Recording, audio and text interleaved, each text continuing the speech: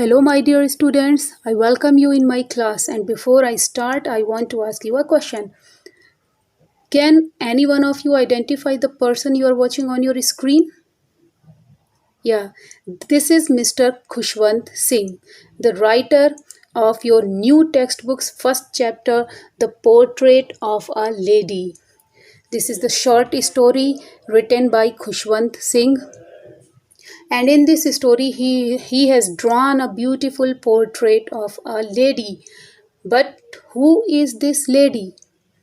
ये जो क्वेश्चन है कि ये लेडी एक्चुअल में कौन है, तो ये आंसर हम इस लेसन को आगे पढ़ते हैं और देखते हैं कि वो लेडी कौन है जिनका पेन पोर्ट्रेट, जिनकी तस्वीर शब्दों के माध्यम से लेखक ने हमारे सामने रखी है. So let's we start.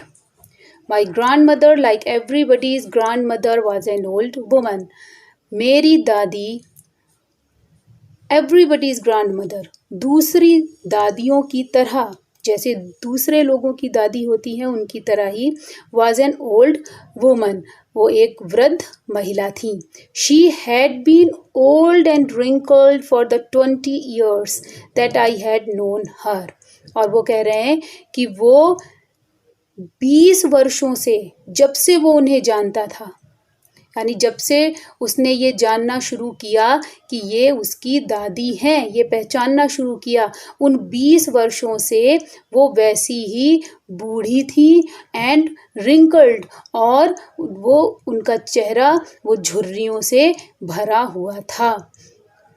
You can see the word wrinkled means होता है झुर्रियों से भरा हुआ. जैसे कि यहाँ आपको इस पिक्चर में दिखाई दे रहा है ये फेस, इस फेस पे ये रिंकल्स हैं. ये ऐसा फेस जो होता है एन ओल्ड फेस, इसे बोलते हैं रिंकल्ड फेस.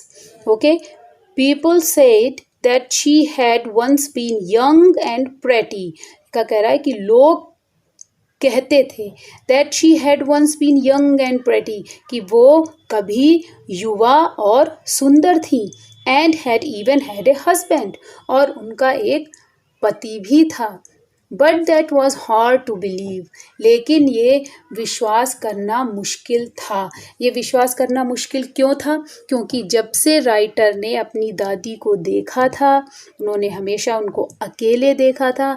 इट मीन्स कि के जो दादाजी थे वो पहले एक्सपायर हो चुके होंगे. जब से उसने होश संभाला था तब से उसने अपने सामने सिर्फ अपनी दादी को देखा था, दादाजी को नहीं देखा था. इसलिए उसे ये बिलीव करना मुश्किल था. और जब से उसने उन्हें देखा था तब से कैसा देखा था?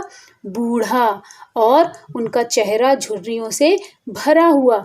इसलिए उसे ये विश्वास करना कठिन था कि कभी वो युवा और सुंदर रही होंगी और उनका कोई पति होगा. My grandfather's portrait hung about the mantelpiece in the drawing room. कह रहे हैं कि मेरे दादाजी की तस्वीर hung about the mantelpiece. Mantelpiece होता है जो आपने देखा होगा फायर प्लेस, जो ठंडी जगह होती हैं जहाँ पर normally full year, whole year जहाँ पर ठंड पड़ती है, वहाँ पर घरों में ये मेंटल पीस होते हैं. ये आप इसमें ये पिक्चर में भी देख सकते हैं जो मैंने आपको शेयर की है कि मेंटल पीस नीचे फायर के लिए एक छोटा सा ये जगह होती है जहाँ पर फायर जलाते हैं, और इसके ऊपर कुछ भी डेकोरेटिव आइटम्स रखने के लिए, फोटोग्राफ्स लगाने के लिए ये ऊपर एक जगह होती है उसको डेकोरेट करने के लिए. तो इस मेंटल पीस के ऊपर जो उनके दादाजी थे उनकी तस्वीर लटकी हुई थी या टंगी हुई थी. He wore a big turban and loose fitting clothes.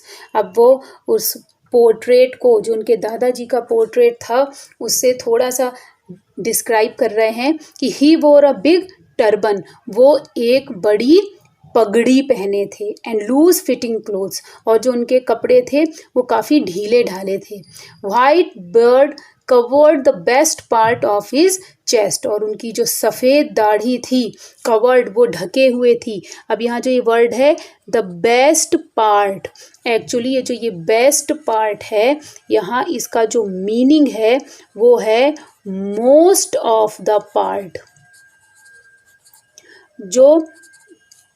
जो उनकी बॉडी का जो मोस्ट ऑफ द पार्ट था वो उनकी सफ़ेद दाढ़ी से ढका हुआ था, उनकी चेस्ट का मोस्ट ऑफ द पार्ट, यानी उनकी दाढ़ी बहुत लंबी थी। And he looked at least 100 years old, और वो कम से कम 100 साल बूढ़े दिखते थे।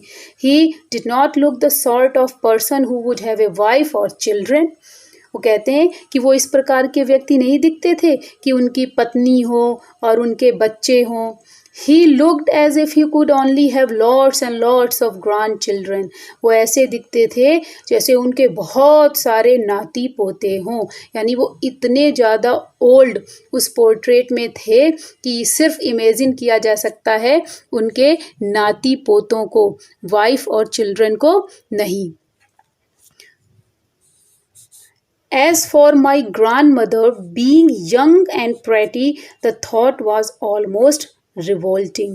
और वो कह रहे हैं कि मेरी दादी के बारे में ये सोचना कि वो युवा और सुंदर थी, ये विचार was almost revolting, ये उद्वेलित करने वाला था, यानी विद्रोह करने वाला था। हम विद्रोह, यहाँ शब्द वर्ड इसलिए यूज़ हुआ है कि विद्रोह का मतलब क्या होता है, जब हम किसी चीज़ को मानते नहीं हैं, विरोध करते हैं, और जब विरोध प्रकट करते हैं तो उसे क्या कह दिया जाता है, विद्रोह करना। जब हम किसी से सहमत ना हो, हम असहमति दिखाएं पूरे जोर शोर के साथ, तो उसे क्या कहते हैं, रिवोल्ट। तो चूंकि लेखक ने कभी भी अपनी दादी को यंग देखा ही नहीं था, तो जब भी ये विचार उसके मन में आता था कि वो कभी यंग और प्रेटी होंगी, तो उसका जो मस्तिष्क था वो कभी भी इस बात को स्वीकार करने के लिए तैयार नहीं होता था that is grand mother was ever young and pretty, कि उसकी दादी कभी यंग और प्रेटी थी। वो कभी ये नहीं मानता था। She often told us of the games she use to play as a child, और वो अक्सर उन्हें उन गेम्स के बारे में बताती थी जो वो एक बच्चे के रूप में खेला करती थी। That seemed quite absurd and undignified on her part. लेकिन अब जब वो सुनाती थी उन खेल के बारे में, उन चीज़ों के बारे में कि वो बचपन में क्या खेल खेलती थी, तो ये उनको, उनकी दादी को ही बड़ा हास्यास्पद और अशोभनीय प्रतीत होता था। एब्सर्ड मीन्स होता है ridiculous and undignified, not so good. उनको ये वो गेम्स, बचपन में हम जो गेम्स खेलते थे या कुछ भी खेलते थे, जब हमारे कुछ कोई बड़े उन चीज़ों की चर्चा करते हैं तो कभी कभी हम काफ़ी शेमफुल भी फील करते हैं कि अरे छोटे पर हम ऐसा करते थे। तो ऐसे ही जब वो अपने बचपन के खेल के बारे में राइटर को बताती थी तो उन्हें स्वयं को, दादी को, वो बातें बड़ी हास्यास्पद और अशोभनीय लगती थी। And we treated it like the fables of the prophets she use to tell us, और वो कह रहे हैं हमें वो चीज़ें ऐसी लगती थी जैसे वो हमें कोई पैगंबर के द्वारा बताई गई कहानियाँ सुना रही हों। फेबल्स मीन्स स्टोरीज़, वो स्टोरीज़ हमें सुना रही हों ऑफ द प्रॉफिट्स, कि किसी पैगंबर के द्वारा कही गई। मतलब उनको भी, उन बच्चों को भी, राइटर को भी वो जो बातें वो सुनाती थी अपने बचपन के बारे में, वो रियल महसूस नहीं होती थी। उन्हें ऐसा लगता था जैसे वो कहानियाँ सुन रहे हों। जैसे आज अगर हमारे दादा दादी हमें ये बताएं कि हमारे ज़माने में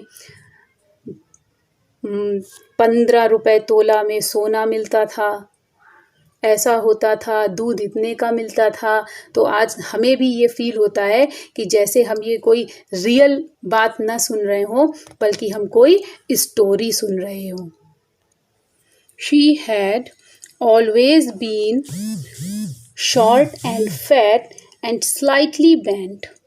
वो हमेशा छोटी और मोटी एंड स्लाइटली बेंट, और थोड़ी सी झुकी हुई हमेशा से रही थी।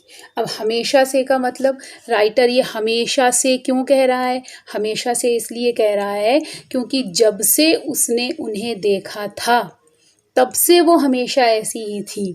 क्योंकि ये तो हम भी जानते हैं कि वो हमेशा से ऐसी नहीं हो सकती हैं। This is the indication of an old age.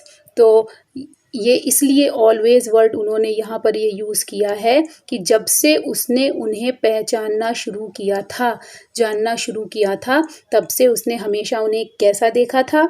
छोटा, मोटा और थोड़ा सा झुका हुआ। Her face was a criss cross of wrinkles running from everywhere to everywhere. और उनका फेस कैसा था? उनका चेहरा था was a criss cross of wrinkles, उस पे झुर्रियाँ इधर उधर थी। Running from everywhere to everywhere, हर जगह से हर जगह, मतलब उनके फेस पर एवरीवेयर टू एवरीवेयर का मतलब हुआ उनका पूरा फेस झुर्रियों से भरा हुआ था। No we were certain she had always been as we had known her, old, so terribly old that she could not have grown older. We were certain, हम ये सुनिश्चित थे कि she had always been as we had known her, कि वो हमेशा से वैसी ही थी जैसा हम उन्हें जानते थे। कैसी? बूढ़ी, वो भी कितनी बूढ़ी? So terribly old, इतनी बुरी तरह से बूढ़ी, that she could not have grown older, कि अब वो उससे अधिक बूढ़ी नहीं हो सकती थी। अब राइटर को ऐसा लगता है कि वो इतनी बूढ़ी हो चुकी थी कि अब उससे ज़्यादा वो बूढ़ी नहीं हो सकती थी। And had stayed at the same age for 20 years, और वो 20 सालों से लगभग उसी उम्र पर रुकी हुई थी। यानी जो राइटर था उसने 20 सालों में अपनी दादी में कोई चेंज नहीं देखा था। जैसा 20 साल पहले उसने उन्हें देखा था वैसा ही 20 साल बाद वो उन्हें वैसी ही लगती थी। She could never have been pretty, but she was always beautiful. She could never have been pretty. So there is the difference between these two words, pretty and beautiful. यहाँ राइटर क्या कह रहा है कि वह हमेशा से प्रेटी नहीं थी। She could never have been pretty, वो कभी प्रेटी नहीं थी, but she was always beautiful, लेकिन वो हमेशा सुंदर थी। What is the difference between these two words, pretty and beautiful? तो ये डिफरेंस है कि प्रेटी मीन्स समवन और somebody that looks nice but on the outside only, and the beautiful person is that who is beautiful in every way, inside and outside. तो ये जो ये pretty word है इसको हम कह सकते हैं ये सिर्फ बाहरी सुंदरता के लिए है, और जो ब्यूटीफुल वर्ड है ये ब्यूटीफुल वर्ड डिनोट्स करता है both beauty, inside and outside. इसलिए राइटर कह रहा है कि she could never have been pretty, वो कभी सुंदर नहीं रही थी, but she was always beautiful, लेकिन वो हमेशा सुंदर थी। ये जो ब्यूटीफुल वर्ड है ये फील करने का है, एक इनसाइड ब्यूटी है। एक ज़रूरी नहीं है कि हर व्यक्ति जो ऊपरी रूप से सुंदर दिखे वो आंतरिक रूप से भी सुंदर हो, लेकिन जो ब्यूटीफुल वर्ड होता है ये होता है एक perfect beauty, inner beauty and outer beauty. ये जब दोनों ब्यूटी एक साथ होती हैं तब उसे कहते हैं हम beautiful. She hobbled about the house in spotless white with one hand resting on her waist to balance her stoop and the other telling the beats of her rosary. She hobbled about. Hobbled means होता है to walk like a lame, लंगड़ा कर चलना। क्योंकि जो writer है उनकी दादी बहुत ज़्यादा बूढ़ी थी इसलिए अब वो स्ट्रेट नहीं चल सकती थी, तो वो कैसे चलती थी? जैसे कि कोई लंगड़ा चल रहा, उन्हें चलने में परेशानी होती थी। तो she hobbled about the house, वो घर में लंगड़ा कर चलती थी। In spotless white, white spotless white means है कि वो जो कपड़े पहने हुए होती थी वो कैसे थे, एकदम सफ़ेद वस्त्रों में, स्पॉटलेस, उन पर कोई भी कहें कि प्रिंट, कोई स्पॉट, कुछ भी नहीं, एकदम धवल वस्त्र, सफ़ेद वस्त्र वो पहनकर पूरे घर में लंगड़ा कर चलती थी। बहुत डिफ़िकल्टी के साथ वो चलती थी। With one hand resting on her waist, उनका एक हाथ उनकी कमर पर रहता था। टू बैलेंस हर स्टूप, उनके चाल का संतुलन बनाए रखने के लिए। And the other telling the beads of her rosary, और दूसरे हाथ से वो रोजरी जो जाप माला लिए रहती थी, उसके जो मोती थे उन मोतियों को खिसकाती रहती थी, यानी वो जाप देती रहती थी जाप माला पर। टेलिंग द बीट्स का मतलब होता है मालाओं पर, माला के मोती पर जाप देना। तो वो जाप माला पर, उसके मोतियों पर जाप देती थी दूसरे हाथ से। Her silver locks were scattered and tightly over her pale puckered face, जो उनकी सिल्वर लॉक्स थी, यानी सफ़ेद लटें, उन सफ़ेद लटों के लिए सिल्वर वर्ड यूज़ किया है, क्योंकि जो सफ़ेद लटें जो शाइनिंग करती हुई हों तो वो एक सिल्वर जैसा, चांदी जैसा लुक देती हैं। तो उनकी जो लटें थी वो रुपहली, सिल्वर जैसी, चांदी जैसी, वो कैसी बिखरी रहती थी, अनटाइडली, कुछ अरेंज नहीं रहती थी, बेतरतीब सी, इधर उधर फैली रहती थी। ओवर हर पेल, उनके पीले पकर्ड फेस का मतलब वैसा ही झुर्रियों से भरा हुआ चेहरा उस पर। एंड हर लिप्स कॉन्स्टेंटली, और उनके जो होंठ थे वो लगातार मूव्ड इन इनऑडिबल प्रेयर, वो जो उनके होंठ थे वो लगातार प्रार्थना करते रहते थे, लेकिन वो प्रार्थना कैसी होती थी, इनऑडिबल, वो किसी को सुनाई नहीं देती थी, सिर्फ उनके होंठ चलते हुए दिखाई देते थे कि हाँ वो अपनी प्रार्थना कह रही हैं, लेकिन किसी को भी वो प्रार्थना सुनाई नहीं देती थी। यस, शी वॉज ब्यूटीफुल, हाँ वो सुंदर थी। अभी मैंने आपको बताया beautiful that means inner and outer beauty, वो ब्यूटीफुल थी आंतरिक रूप से भी और बाहरी रूप से भी। She was like the winter landscape in the mountains, an expanse of pure white serenity, breathing peace and containment.